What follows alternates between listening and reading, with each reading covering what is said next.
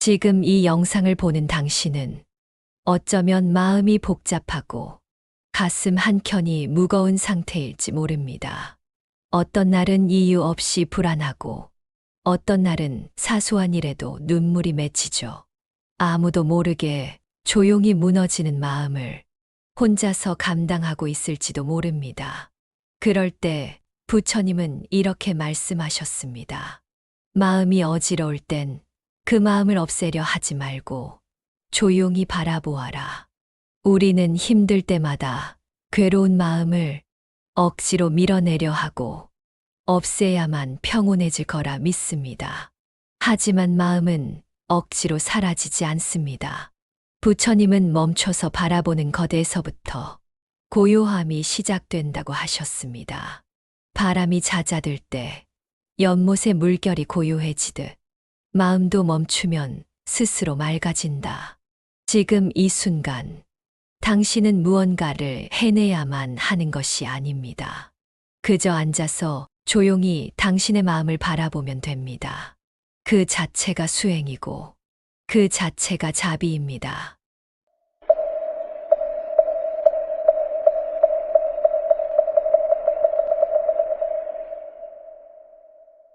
한 제자가 있었습니다. 그는 늘 마음이 복잡했습니다. 가만히 앉아 있어도 과거의 후회, 미래의 불안, 사람들의 말 한마디가 머릿속을 떠나지 않았습니다. 그래서 그는 부처님께 물었습니다. 세상의 말들이 제 마음을 너무 시끄럽게 만듭니다.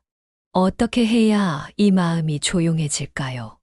부처님은 조용히 연못가로 그를 데려가셨습니다. 그리고 진흙을 한 움큼 떠서 물에 휘저으셨습니다. 물이 금세 탁해졌습니다. 부처님은 말씀하셨습니다. 이 물을 맑게 하고 싶다면 계속 휘저어야 하겠느냐? 제자는 고개를 저었습니다. 아닙니다. 멈춰야 합니다. 가만히 두어야 맑아질 것입니다. 부처님은 고개를 끄덕이셨습니다. 그렇다. 마음도 마찬가지다. 지금 내가 하는 것은 계속 휘젓는 일이니 맑아질 수가 없다. 물이 탁할 땐 우리는 자꾸 뭔가를 하려 합니다. 마음을 더 조용하게 만들려고 애쓰고 잡생각을 억지로 밀어내려 합니다. 하지만 그럴수록 마음은 더 어지러워집니다. 생각이 꼬리를 물고 불안은 더 커지죠. 부처님은 그 제자에게 그 어떤 노력도 하지 말라고 하셨습니다. 그저 가만히 물처럼 마음도 잠시 놔두라고 하신 거죠. 연못의 흙탕물이 저절로 가라앉듯 우리의 마음도 때로는 멈추는 것만으로 조용히 제자리를 찾아갑니다. 그 멈춤은 도망침이 아닙니다. 포기가 아닙니다. 그건 있는 그대로의 나를 받아들이는 연습. 그리고 흔들리는 나를 가만히 안아주는 용기입니다. 지금 당신도 무언가를 해결하려 애쓰기보다 잠시 멈추고 조용히 앉아보세요. 아무것도 하지 않아도 괜찮습니다. 마음은 생각보다 훨씬 조용히 가라앉을 줄 압니다. 한 노승이 있었습니다. 그는 늘 새벽이면 가장 먼저 눈을 떴고 아무 말도 하지 않은 채 마당에 작은 대나무 빗자루를 들고 걸었습니다. 제자들이 궁금해 물었습니다. 스승님은 왜 날마다 말씀도 없이 그저 조용히 빗자루질만 하십니까? 노승은 말없이 빗자루를 멈추고 제자들을 바라보며 천천히 말했습니다. 어지러운 세상일수록 나는 아침에 조용히 나를 돌아본다. 빗자루는 내 마음을 쓸고 있는 것이다. 그는 이어 말했습니다. 말을 하기 전에, 생각을 움직이기 전에 나는 나와 먼저 만난다. 그래야 남의 말에 휘둘리지 않고 세상에 휩쓸리지 않는다. 하루의 첫 순간, 그건 단순히 눈을 뜨는 것이 아닙니다. 부처님은 깨어남이라는 말을 쓰셨습니다. 눈을 뜨되 마음도 함께 깨어 있어야 그 하루가 남이 만든 것이 아닌 내가 살아낸 하루가 되기 때문입니다. 핸드폰을 켜기 전에 차 한 잔을 조용히 마셔보세요. 뉴스를 보기 전에 창밖의 나무를 한번 바라보세요. 그리고 마음속에 이렇게 물어보는 겁니다. 나는 오늘 어떤 마음으로 살고 싶은가? 그 단순한 물음 하나가 당신의 하루를 고요하게 바꾸어 줍니다. 부처님은 말하셨습니다.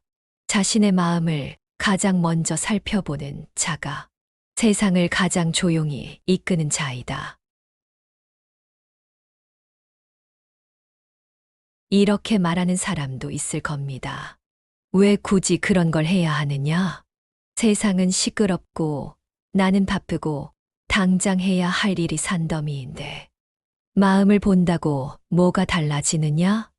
그 말 맞습니다. 하루는 여전히 바쁘고 세상은 여전히 내 말보다 크고 시끄럽습니다. 하지만 그 속에서 당신은 얼마나 자신의 목소리를 듣고 있습니까? 부처님은 이렇게 말씀하셨습니다. 만일 너의 마음이 흐트러져 있다면 아무리 좋은 길을 걸어도 그 끝은 고통일 것이다. 우리는 늘 무언가를 바깥에서 바꾸려 합니다. 직장, 관계, 돈, 환경. 하지만 아무리 좋은 환경이 와도 내 안이 소란하면 그곳은 또 다른 지옥이 됩니다. 조용히 마음을 쓸어낸다는 것은 시간을 낭비하는 일이 아니라 하루를 지키는 가장 확실한 시작입니다. 그 몇 분이 오늘 하루의 분노를 줄이고 헛된 말 한마디를 삼키게 만들며 내가 왜 사는지를 다시 기억하게 해줍니다. 그건 거창한 명상이나 수행이 아닙니다. 그저 내 마음을 하루에 단 한 번 내가 먼저 만나주는 일입니다. 당신은 그 무엇도 하지 않아도 됩니다. 단지 하루 중 딱 5분만이라도 나 자신을 먼저 챙겨주는 것. 그게 바로 부처님이 권한 조용한 시작입니다. 직장, 관계, 돈, 환경. 우리는 언제나 삶의 조건을 바꾸려 했습니다. 하지만 아무리 좋은 조건이 와도 내 마음이 소란하면 그곳은 결국 또 다른 고통이 됩니다. 이건 부처님만의 가르침이 아닙니다. 스토아 철학자 에픽테토스도 말했습니다. 너는 사건이 아니라 그 사건에 대한 너의 생각으로 괴로운 것이다. 즉, 고통의 뿌리는 바깥이 아니라 그것을 받아들이는 내 마음이라는 것입니다. 현대 심리학도 같은 말을 합니다. 외부 자극이 중요한 게 아니라 그 자극에 대해 우리가 무엇을 해석하고 어떻게 반응하느냐가 전부라고요. 불교의 지관도 결국 같은 이야기입니다. 일단 멈추고 바라보는 것. 거기서부터 마음은 조용히 풀리기 시작합니다. 생각해 보세요. 철학이 다르고 시대도 다르고 언어도 다르지만 고통을 이겨내는 방식은 모두 같은 곳으로 향합니다. 그게 바로 자기 안을 들여다보는 일, 외부에 휘둘리지 않는 중심을 세우는 일, 내면의 목소리에 귀를 기울이는 일입니다. 수천 년을 지나며 수많은 현자들이 입을 모아 같은 말을 하고 있다면 이제는 당신도 그 말에 잠시 귀를 기울여 봐야 하지 않을까요?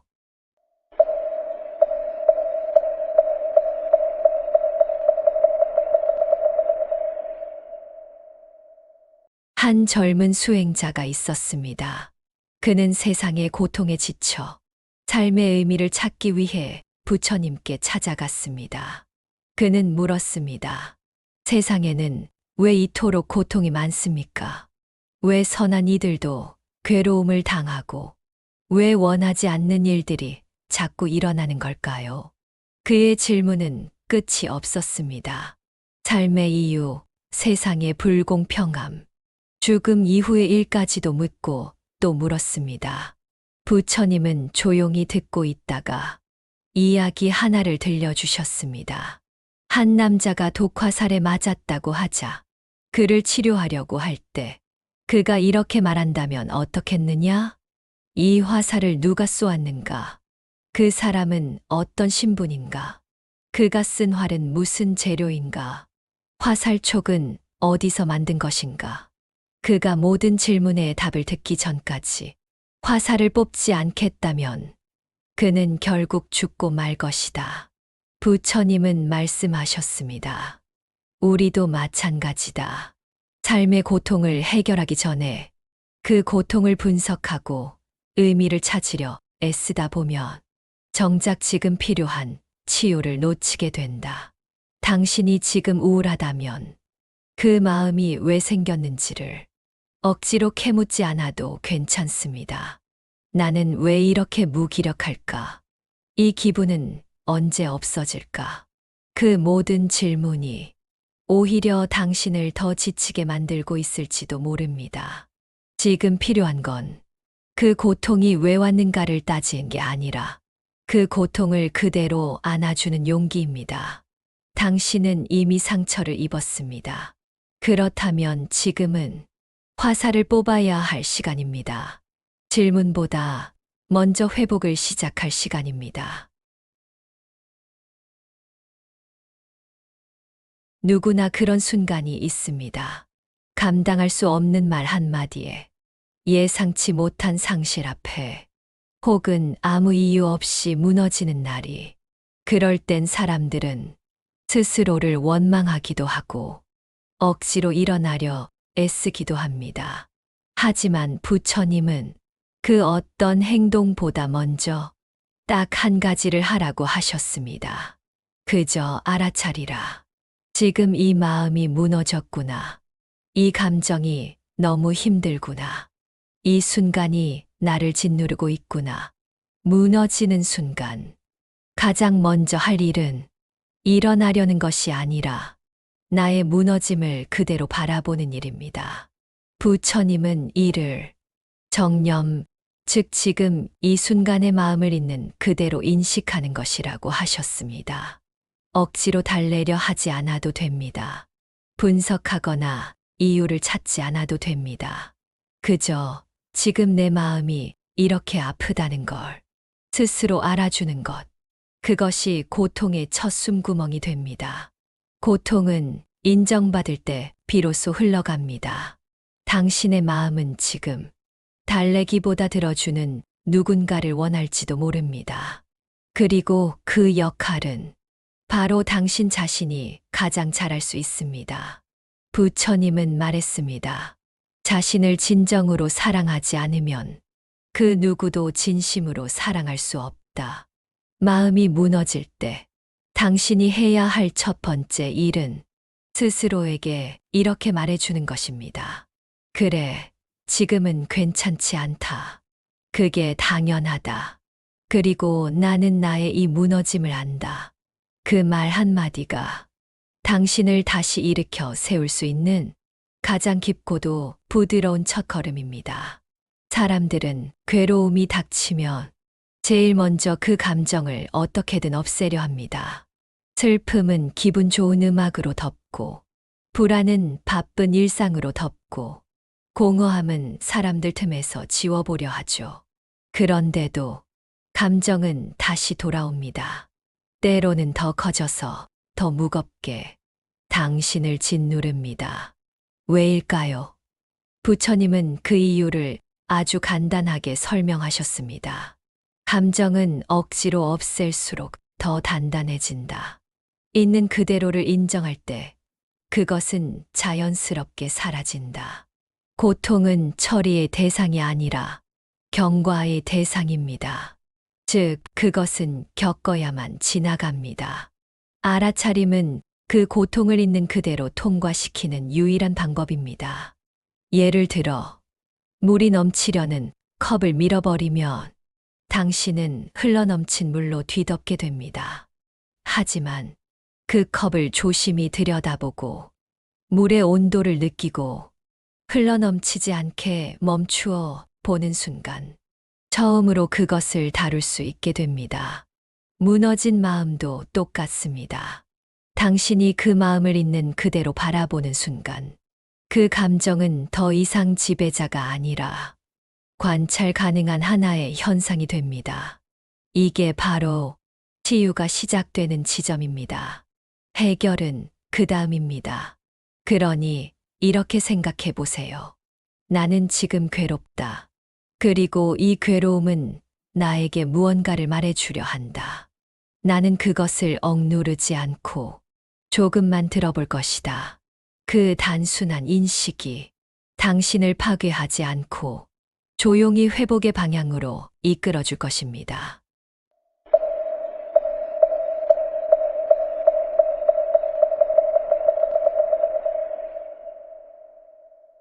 어느 날 두 스님이 여행 중 강을 건너야 했습니다. 그 강가에는 젊고 아름다운 여인이 있었고 강을 건너지 못해 발을 동동 구르고 있었습니다. 그녀는 부탁했습니다.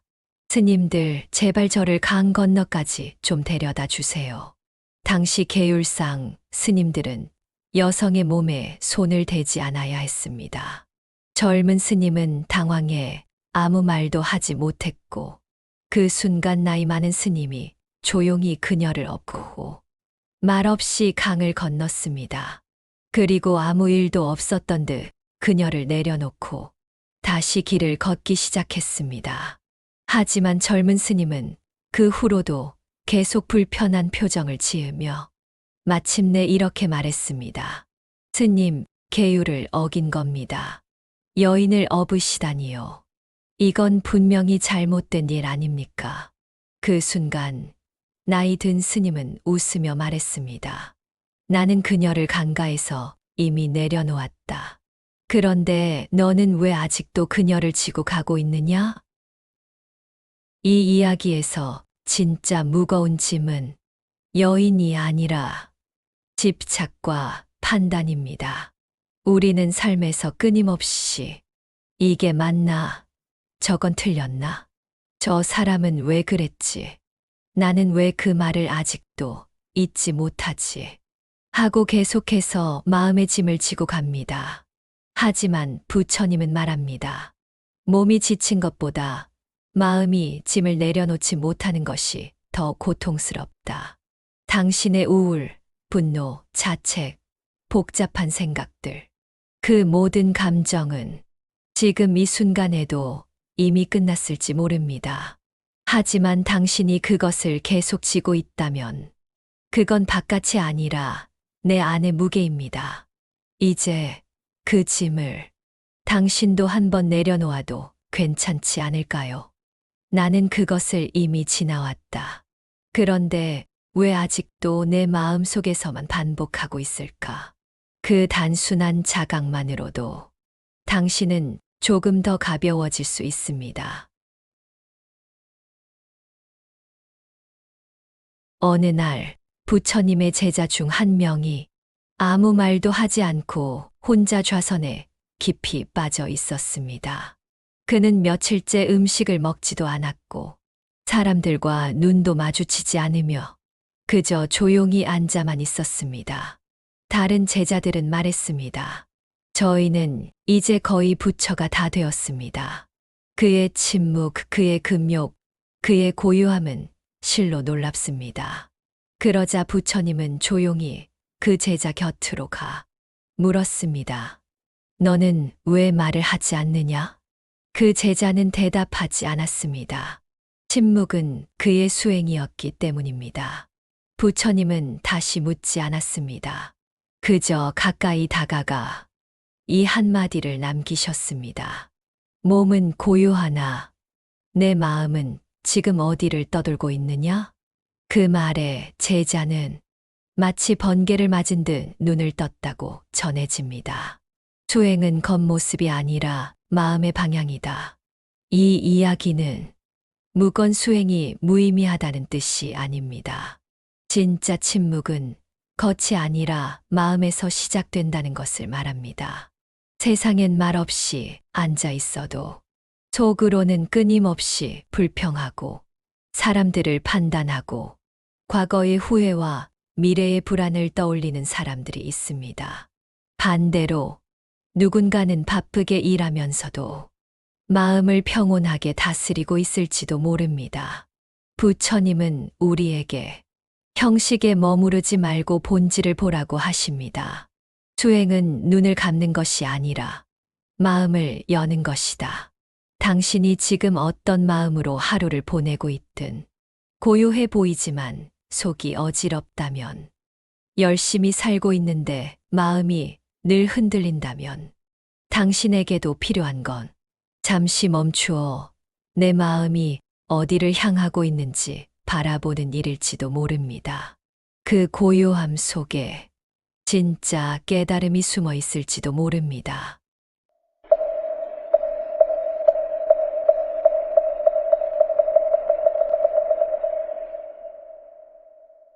부처님은 말씀하셨습니다.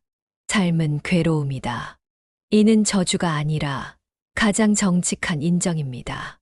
당신이 지금 느끼는 이 무력감, 헛헛함, 이유 없는 눈물, 불현듯 몰려오는 외로움, 그 모든 것에 대해 부처님은 이상하다고 하지 않으셨습니다. 그저 조용히 그것도 삶의 일부라고 하셨습니다. 불교에서 말하는 괴로움은 무엇인가 잘못되었기 때문이 아니라 모든 것이 변하기 때문입니다.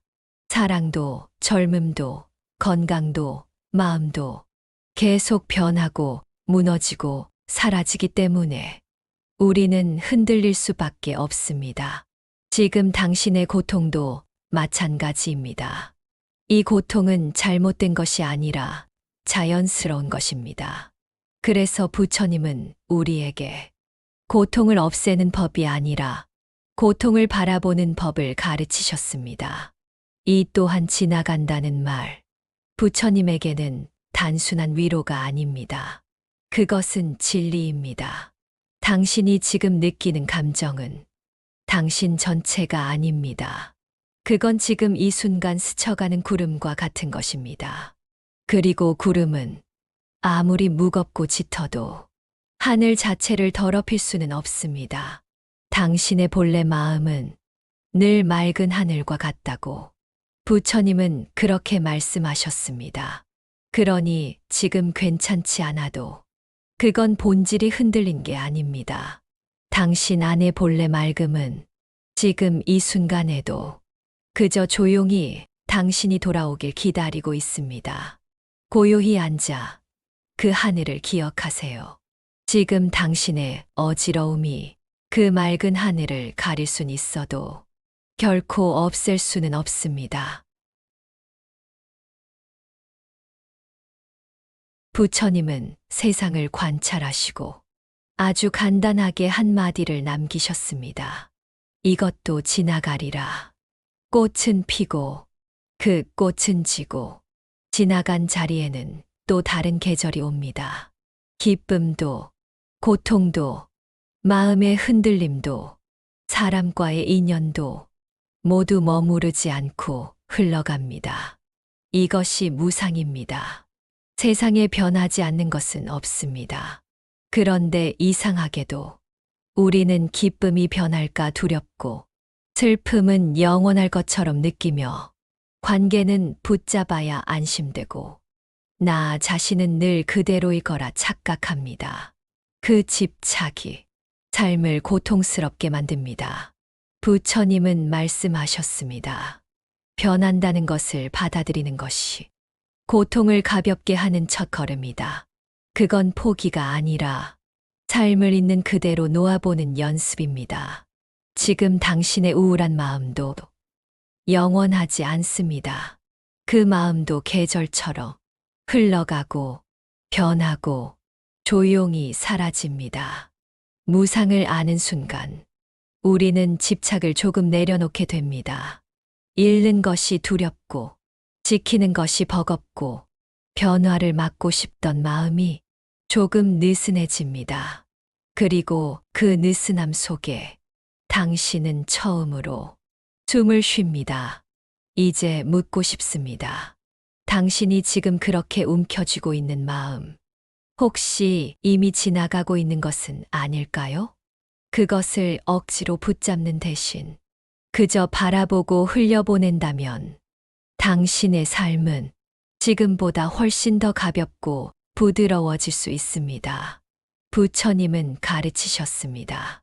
노는 순간 마음은 자유롭다. 당신은 지금까지 얼마나 많이 자신을 몰아세우며 살아왔나요? 남들은 괜찮아 보이는데 왜 나는 이토록 흔들릴까? 왜 나는 항상 부족할까? 왜 나는 이 정도도 못 견딜까? 이런 마음이 들 때마다 우리는 스스로를 더 작게 만들고, 더 외롭게 만들고, 더 상처받게 만듭니다. 하지만 부처님은 말씀하셨습니다. 자신을 아끼지 않는 자는 결코 다른 누구도 진심으로 아낄 수 없다. 자비는 타인에게만 주는 선물이 아닙니다. 가장 먼저, 가장 가까운 존재인 자기 자신에게 향해야 합니다. 당신이 지금 겪고 있는 고통은 약함의 증거가 아니라 살아있는 감정이 있다는 증거입니다. 그 감정을 느끼고 있는 당신에게 비난이 아니라 자비를 건네야 그 마음이 조용히 풀어지기 시작합니다. 부처님은 마음 챙김에 더해 항상 함께 말하셨습니다. 자애로 바라보라. 마음을 챙기는 것만으로는 부족합니다. 그 마음을 따뜻하게 감싸주는 시선이 있어야 비로소 고통이 녹아내립니다. 당신이 지금 해야 할 가장 중요한 일은 나는 왜 이럴까가 아니라 지금 나는 얼마나 힘들까를 묻는 것입니다. 그래서 이렇게 말해보세요. 지금 내가 이렇게 무기력한 것도, 이렇게 흔들리는 것도 모두 이해할 수 있어. 그럴 수 있지. 그럴 수밖에 없지. 이 문장은 연민이 아니라 회복의 시작점입니다. 그리고 그것은 부처님이 가장 먼저 당신에게 주고 싶었던 가장 깊고 부드러운 가르침 중 하나입니다.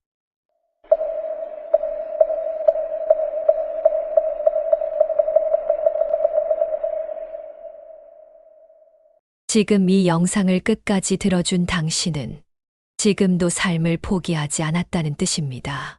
당신은 여전히 조용히 괴로워하면서도 조용히 버티고 있는 사람입니다. 그리고 부처님은 그런 당신을 가장 먼저 안아주고 싶어 했습니다.